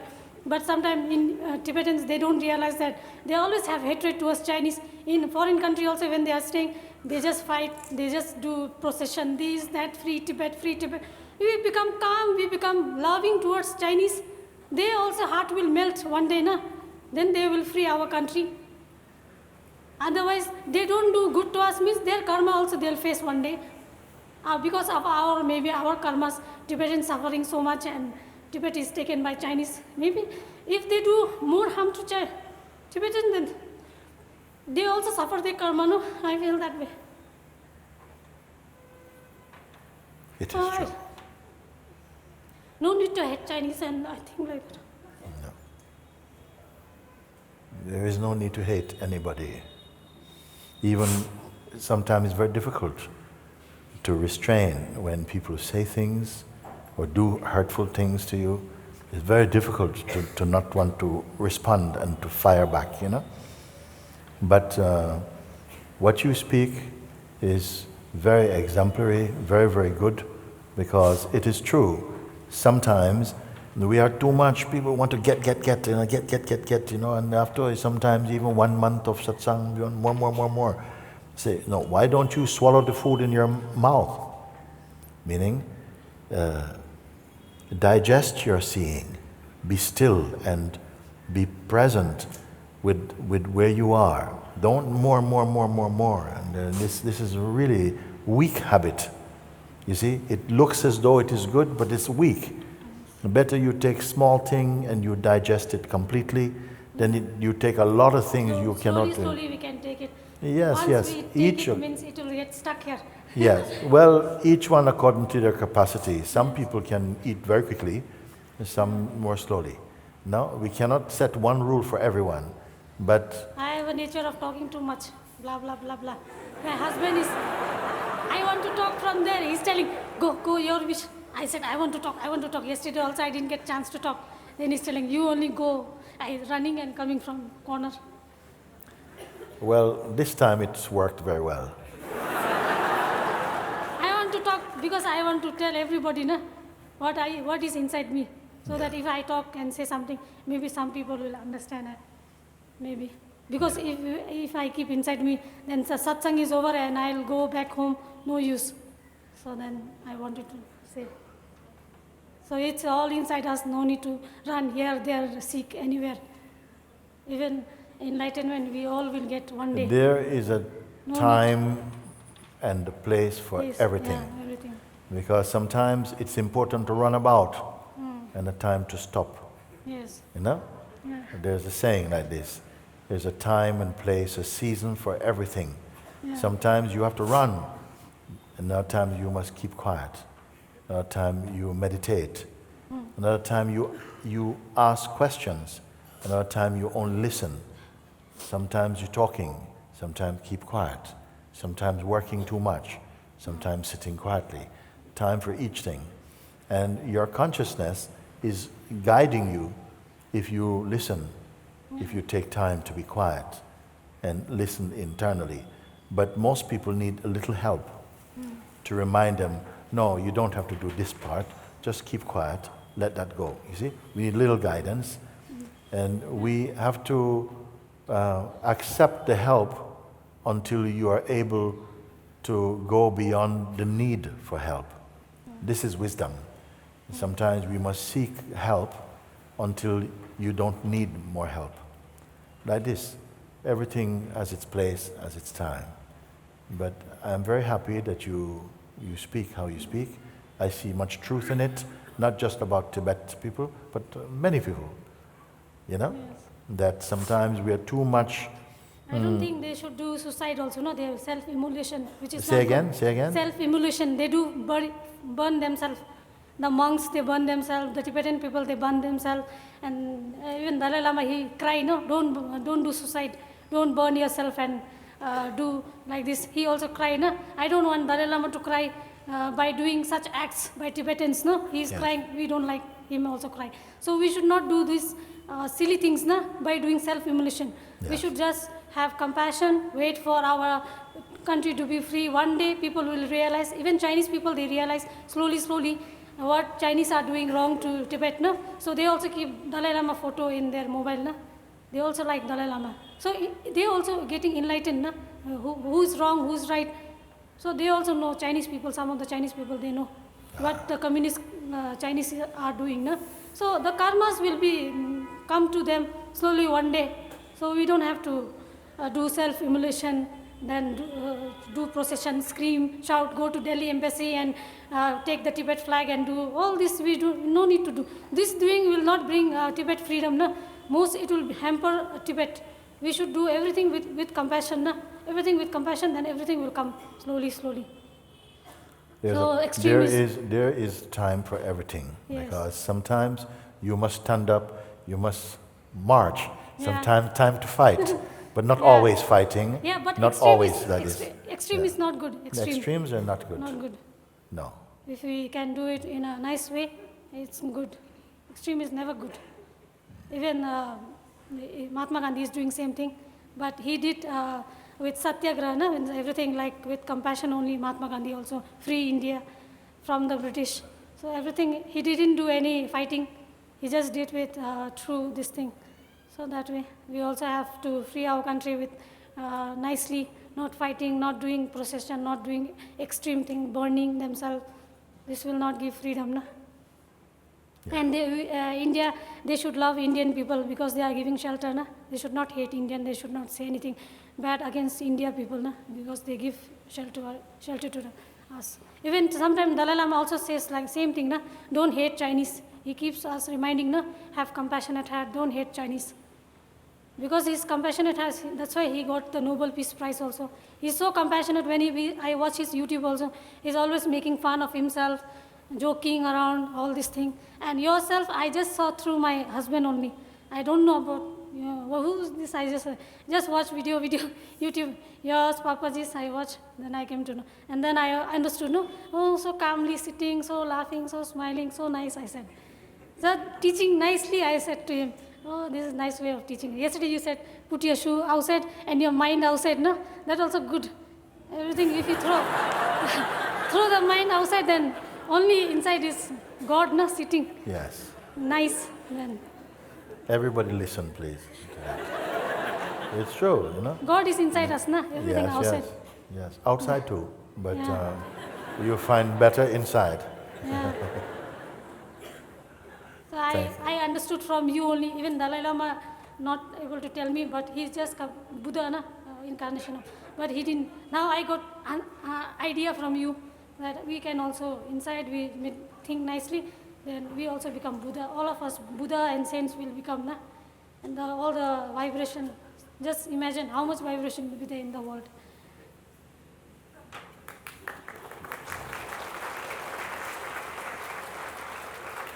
Thank you. Very good, very good. Okay, thank you. Okay. Okay, you can follow that? Okay. I don't have to follow that. Okay. I feel I am that. I just want to say thank you to you, Guruji, to Ramana. I just come from Arunachala, went for 2 days, and something inside opened up, and suddenly his teachings were like down, like I didn't have water for many days. And I remembered you when you said in London you get his book and you was with Ramana, no? That it looked nice face, and then you opened it, and you said that must have been the wrong cover for this book, you know. And then before it was like this, and then suddenly all his teachings now go so beautiful. It takes some time because, especially people new to this, and you know, at first they maybe have some hot response, but it feels, no, I don't understand these things. I don't understand this thing about, you know, going beyond mind and all this thing. I said, don't worry. You just sit down. It's okay. Something is taking care of you. You don't have to understand every single word. I've had satsangs with people who don't speak the same language and no translator. So how did we feel so much love together? Something is there. We venerate words too much. We think, oh, that's how we communicate. But there are other ways in which communication is happening and that we're not aware of it. So, like the example you give, we come and we spend some time together.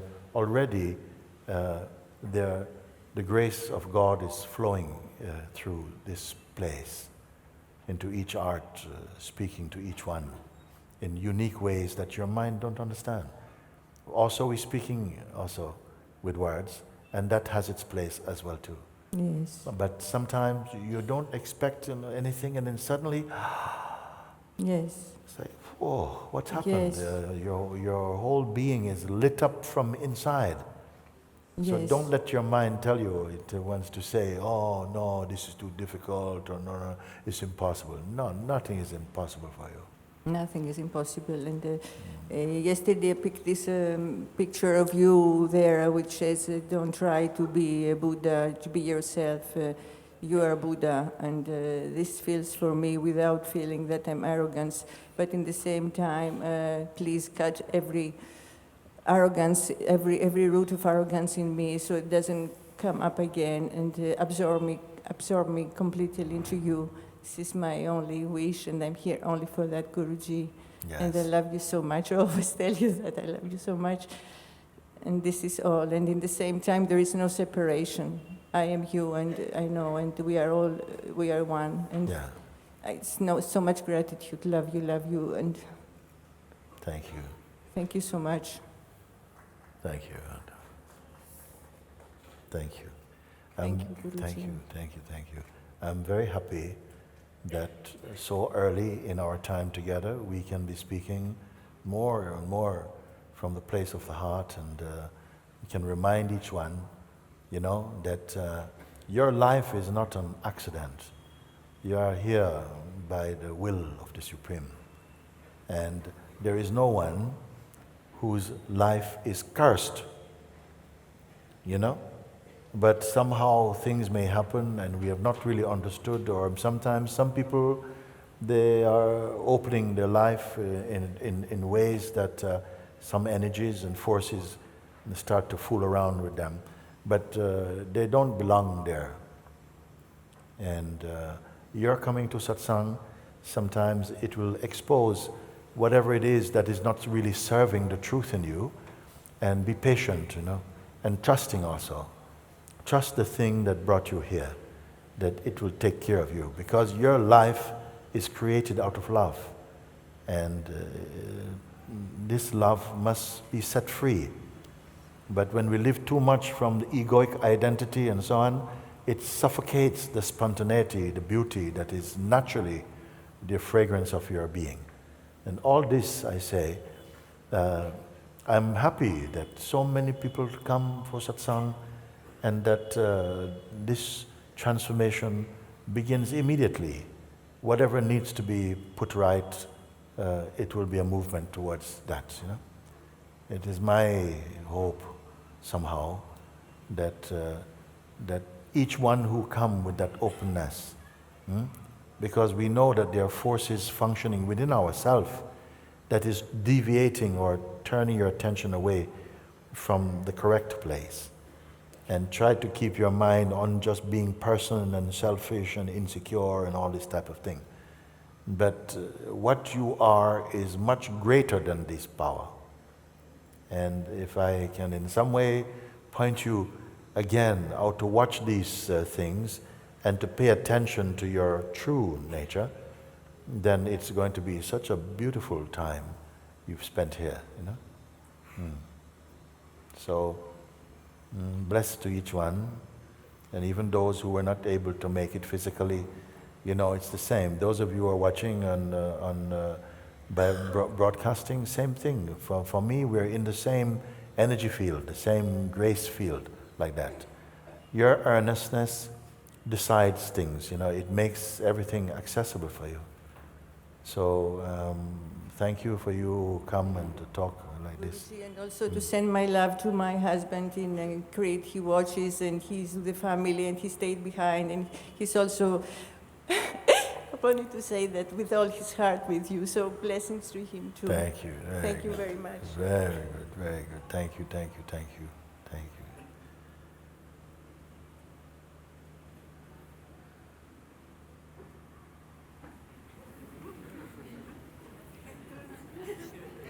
Still there. What is still there? This energy. It's on the aura.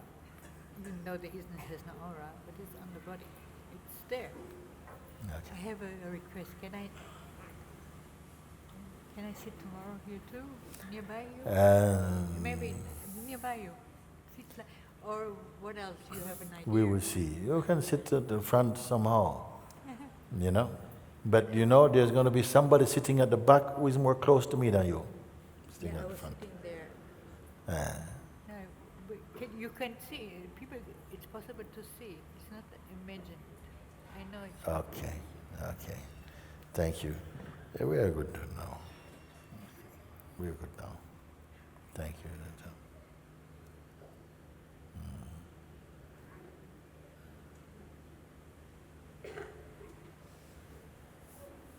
Thank you.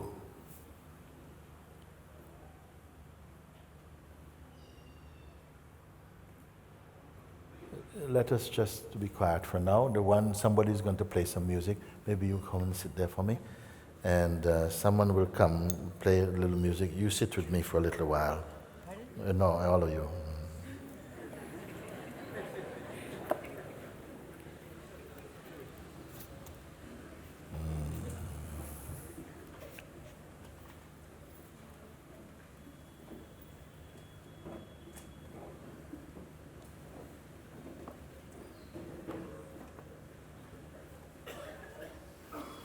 There's something here from the Ashtavakra Gita. I would like to just read a few.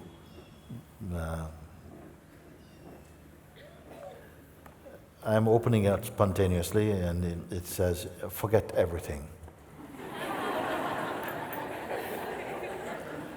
My child, you may read or discuss scripture as much as you like, but until you forget everything, you will never live inside your heart. You are wise, you play and work and meditate, but still your mind desires that which is beyond everything, where all desires vanish. Striving is the root of sorrow, but who understands this? Only when you are blessed with the understanding of this teaching will you find freedom. Who is lazier than the master? Who is lazier than the master? He has trouble even blinking. But only he is happy, no one else. Seeing to this, neglecting that. But when the mind stops setting one thing against another, it no longer craves pleasure. It no longer cares for wealth or religious duties or even salvation. Craving the pleasure of the senses, you suffer attachment. Disdaining them, you learn detachment. But if you desire nothing and disdain nothing, Neither attachment nor detachment will bind you. When you live without discrimination, desire arises. When desire persists, feelings of preference arise, preference of liking and disliking. They are at the root and the branches of this world. From activity, desire. From renunciation, aversion. But the man of wisdom is like a child. He never sets one thing up against another. It is true, he is a child.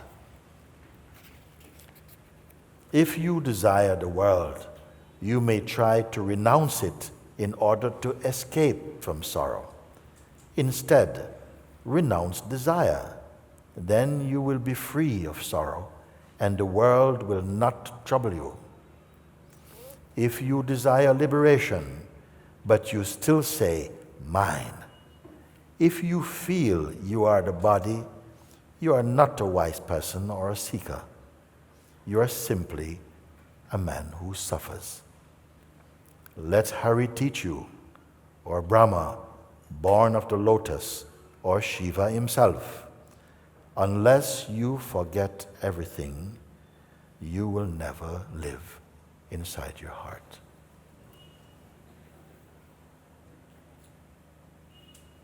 Forgetting everything means not clinging. You will use words, concepts, but don't lock them. Let space flow between them. Let all things be as they need to be. You keep quiet. You stay empty. Mind will tell you, but how I can live if I'm empty? No, you won't have to live.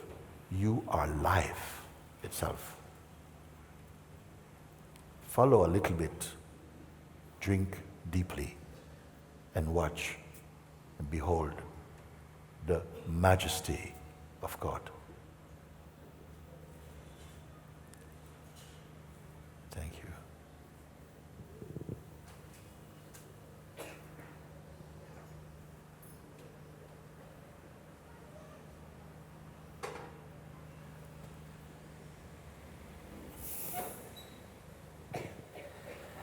Namaste, Guruji. I would like to play a prayer. It's called Love Will Never Fade.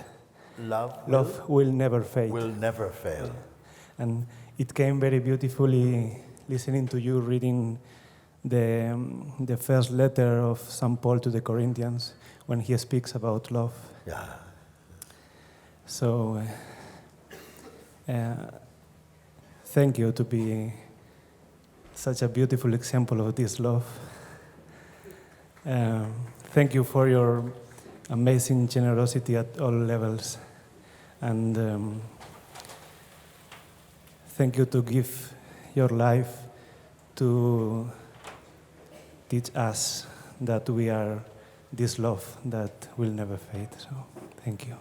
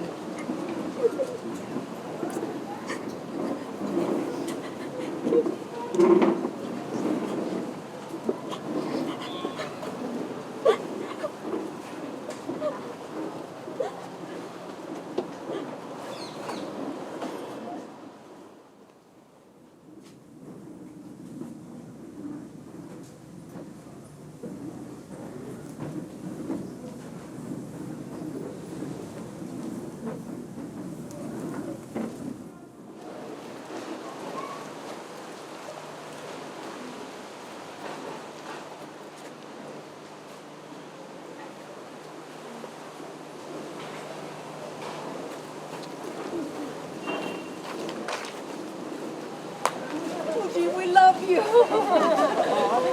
Come over here.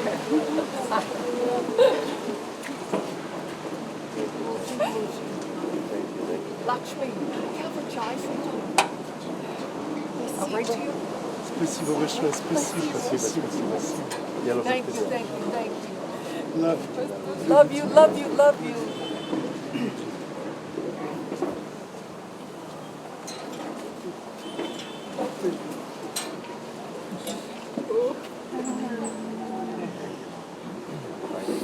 Thank you.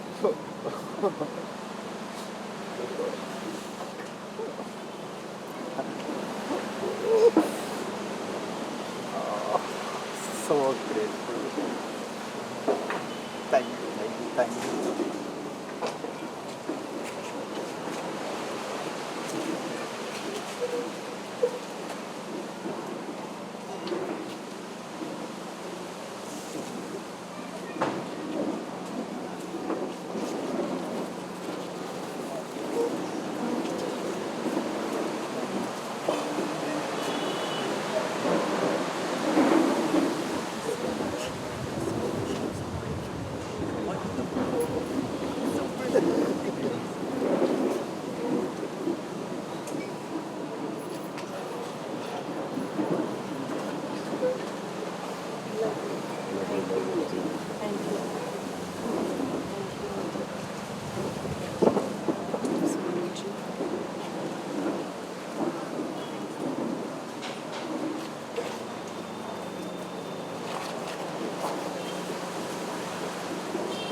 Love you, Babaji.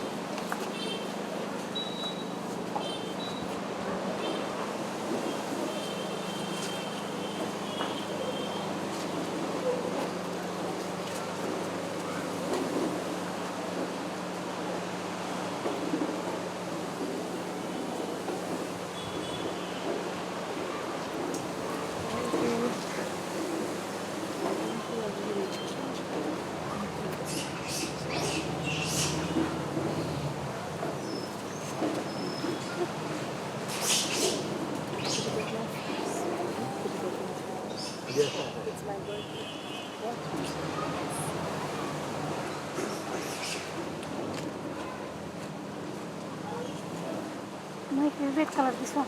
Oh, yeah?